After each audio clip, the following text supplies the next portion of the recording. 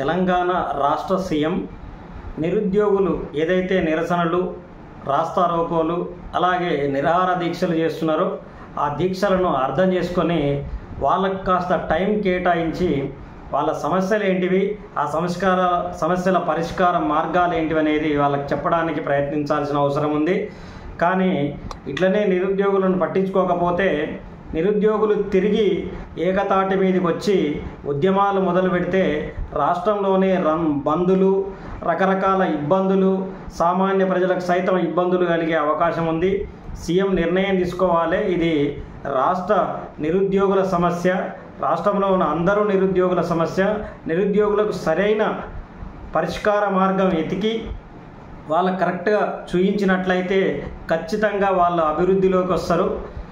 CM Revanth రెడ్డికి 5 ఉద్యోగాలు వచ్చినంత మాత్రాన నిరుద్యోగులందరికీ ఉద్యోగాలు వచ్చినట్టు కాదు అని చెప్పి వాళ్ళు ప్రతి చోట మాట్లాడడం జరుగుతుంది. అందులో నిజం లేకపోలేదు.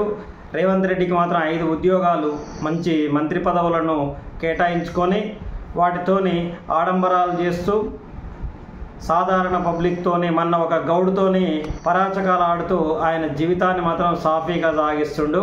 ఈ నిరుద్యోగులకు ఉద్యోగాలు లేక వాళ్ళ ఇళ్లలో కనీస తిండి ఖర్చులు, తిప్పటి ఖర్చులు లేక వాళ్ళు చాలా ఇబ్బంది పడుతున్నారు. వాళ్ళ పట్ల సీఎం రేవంత్కి వెంటనే స్పందించి ఒక నిర్ణయాన్ని ప్రకటించాల్సిన అవసరం ఉంది. ప్రకటించని ఎడల ఉద్యమం అనేది ఇంకొంచెం పెద్ద ఎత్తున ప్రారంభమయ్యే అవకాశం ఉంది.